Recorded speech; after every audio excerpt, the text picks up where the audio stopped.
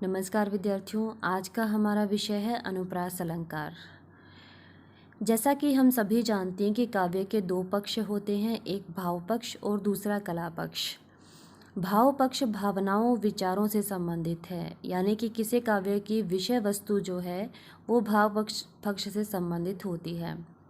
मनुष्य एक भावुक प्राणी है, उसके अंदर भावनाएं होती हैं, परंतु सभी अपनी भावनाओं को उचित तरीके से व्यक्त कर पाएँ, यह सभी को यह गुण नहीं मिलता है। भावनाओं को व्यक्त करने के लिए हमें एक सुंदर भाषा की भी आवश्यकता पड़ती है। अगर हमें उन्हें प्रभावशाली तरीके से व्यक्त करना है तो शब्द भंडार, भाषा की आवश्यकता होती है। इसके साथ साथ उस भाषा को खूबसूरती प्रदान करते हैं अलंकार, छंद, गुण, रस आदि। ये उसके शिल्प पक्ष में आते हैं। तो इन्हीं शिल्प पक्ष के तत्वों में एक तत्व है अलंकार। अलंकार शब्द का क्या अर्थ है? अलम प्लस कार, अलम सजाने वाला, कार अलम सजावट कार करने वाला, यानी ऐसा तत्व जो अलंकृत करता है, सजाता है। जिस प्रकार मनुष्य अपनी खूबसूरती को, सुंदरता को बढ़ाने के लिए गहनों का इस्तेमाल करता है, उसी प्रकार काव्य की खूबसूरती को बढ़ाते हैं अलंकार। क्योंकि गहने खूबसूरती को बढ़ाते हैं, लेकिन उनका यदि अनुचित प्रयोग किया जाए या ज़रूरत से ज़्यादा इस्तेमाल किया जाए तो वो खूबसूरती बढ़ाने की जगह नष्ट भी कर सकते हैं। इसलिए अलंकारों का प्रयोग एक उचित मात्रा में ही हो, उचित तरीके से ही हो, तभी वो खूबसूरती को बढ़ाने का काम करते हैं।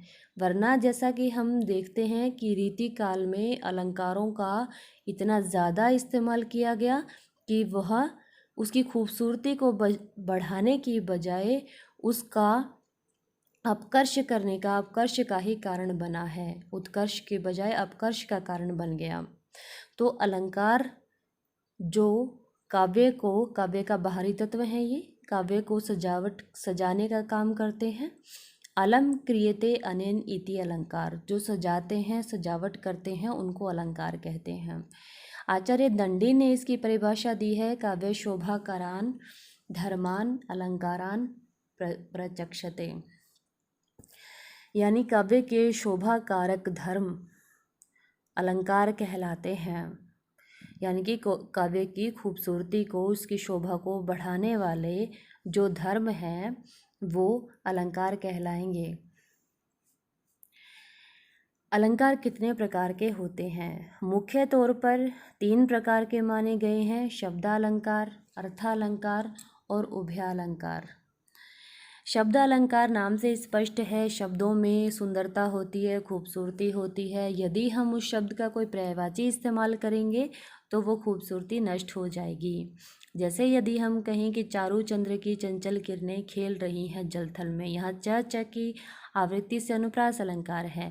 लेकिन यदि हम चंद्रमा का कोई और पर्यायवाची यहाँ इस्तेमाल कर लें तो क्या वह खूबसूरती बनी रहेगी? या चारू का कोई पर्यायवाची इस्तेमाल कर लें, चारू के जगह हम सुंदर रख लें, चंद्रमा की जगह हम विधु रख लें, तो क्या वो खूबसूरती रहेगी? नहीं। तो इस तरह शब्दों के अनुसार इसमें खूबसूरती होती है। अर्थालंकार में खूबसूरती अर्थ के अंदर होती है, शब्द का पर्यायवाची इस्तेमाल करेंगे तो भी कोई फर्क नहीं पड़ेगा। उभयालंकार शब्द और अर्थ दोनों में खूबसूरती होती है। इन तीनों प्रकार के अलंकारों में कौन कौन से अलंकार आते हैं?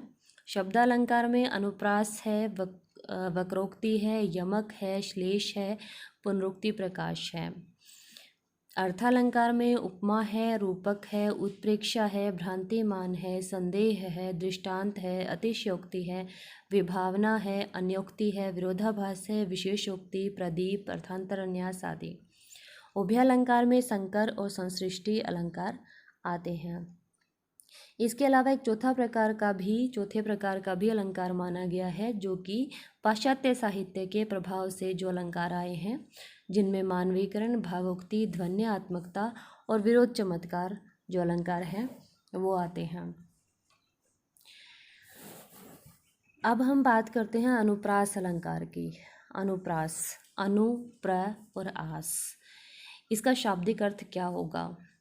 अनु का अर्थ होता है पीछे, यानी एक के बाद एक, प्र निकट, आस रखना, यानी एक के बाद एक वर्ण क्रम से इस प्रकार रखना कि वह काव्य की शोभा को द्विगुणित कर देता है, उसको पढ़ना अत्यंत रोचक लगता है। जैसे तरनी तनुजा तट तमाल तरवर बहुछाए, तो यहाँ त वर्ण की आवृत्ति से काव्य की खूबसूरती द्विगुणित हो गई है। इसकी जगह यदि हम इन शब्दों का पर्यायवाची इस्तेमाल करते तब यह खूबसूरती, यह सुंदरता शायद ना होती। तो यहाँ पर कुछ ध्यान रखने योग्य बातें हैं।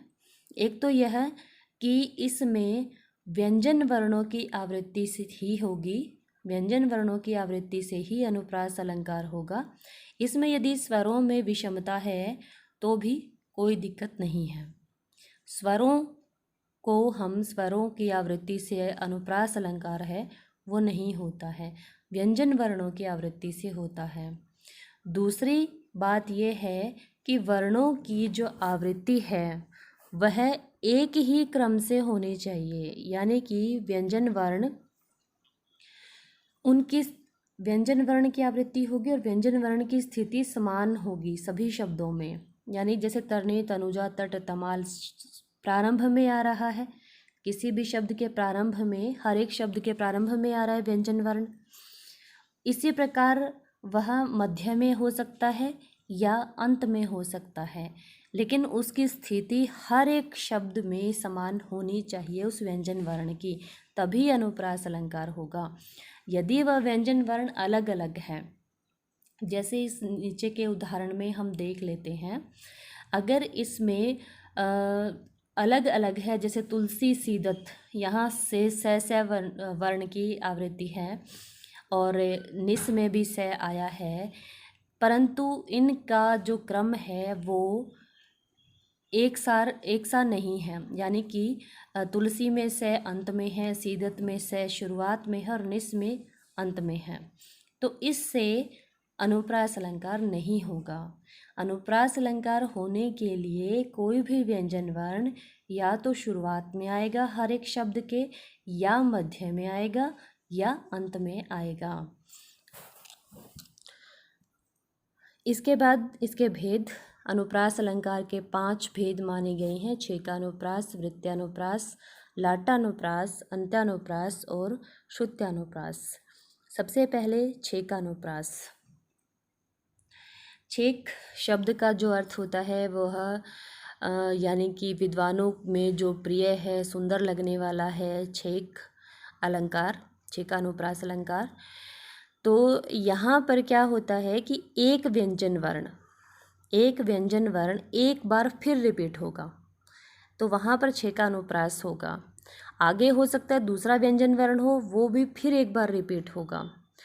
ठीक है, जैसे हम कहें कि कहे कबीर सुनो भई साधो, कहे कबीर में का 2 ही बार आया है, यानी कि क व्यंजन वर्ण एक बार फिर रिपीट हुआ है, उसकी आवृत्ति एक और बार होगी। तो जहाँ स्वरूप और क्रम से एक या अनेक व्यंजन वर्णों की आवृत्ति एक बार हो, वहाँ छेकानुप्रास होता है। स्वरूप और क्रम से हम सभी जानते हैं कि इसका स्वरूप यानी कि एक व्यंजन वर्ण है तो दूसरा व्यंजन वर्ण वही आएगा आगे भी। क्रम यानी कि यदि शुरुआत में है तो दूसरा भी शुरुआत में होना चाहिए, मध्य में है तो दूसरा भी मध्य में, और अंत में है तो दूसरा भी अंत में। एक व्यंजन वर्ण की आवृत्ति होगी एक बार और। इसके अलावा और भी व्यंजन वर्ण हो सकते हैं, लेकिन उन व्यंजन वर्णों की आवृत्ति एक ही बार और होगी, यानी कि एक बार और रिपीट होंगे। आवृत्ति मीन्स रिपीट करना। जैसे ये उदाहरण जो है इसके अंदर हम देखेंगे कि जैसे दनुज मनुज में यदि हम देखें तो न वर्ण जो कि बीच में है 2 ही बार आया है, यानी कि न वर्ण एक बार फिर रिपीट हुआ, एक बार फिर आवृत्ति हुई, तो यहाँ पर छेकानुप्रास अलंकार होगा।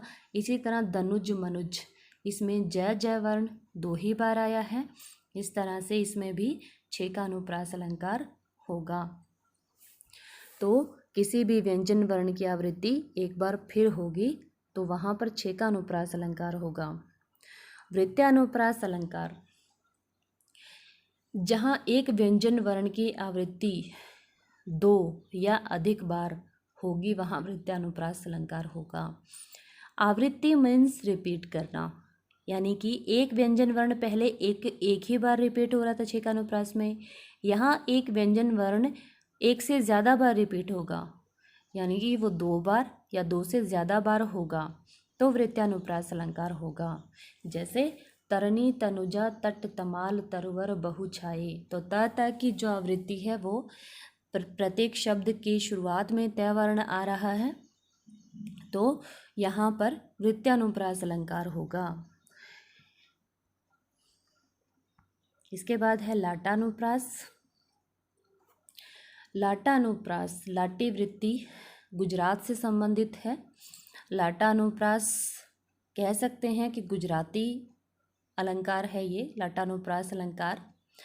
इसमें क्या होता है कि जैसे हमने एक वाक्य देखा है शुरू से ही कि रोको मत जाने दो, दूसरा रोको मत जाने दो, दोनों वाक्य एक जैसे हैं, परंतु उनमें अन्वय करने पर, यानी कि एक जो कोमा है उसकी स्थिति बदलने से ही वाक्य में अंतर आ गया है, जिसको हम अल्प विराम कहते हैं।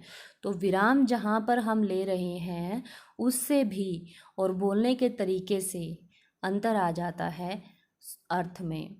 तो लाटानुप्रास अलंकार, जहाँ ऐसे शब्दों और वाक्यों की आवृत्ति हो जिनका अर्थ एक जैसा लग रहा है, लेकिन उनको अन्वय करने पर, यानी कि अल्प विराम जहाँ हम लगाएंगे, कोमा जहाँ पर लगाएंगे, उसकी वजह से और बोलने के तरीके से अर्थ में भिन्नता आ जाती है, तो वहाँ लाटानुप्रास अलंकार होगा।